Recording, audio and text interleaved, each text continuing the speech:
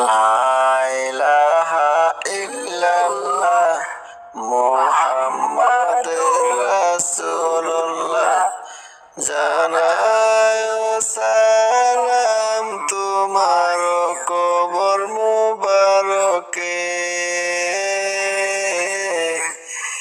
পার করিয়া নিও নবী আমার আখিরাতে। হঠাৎ একদিন আসবে রেজন ফুরাবে এই দেহের রেজন, যেদিন তোমার নাম হবে শুধুই মরা লাশ, কাটিবে আমার জন্য জারের কাঁচা বাস, কাটিবে আমার জন্য জারের কাঁচা বাস।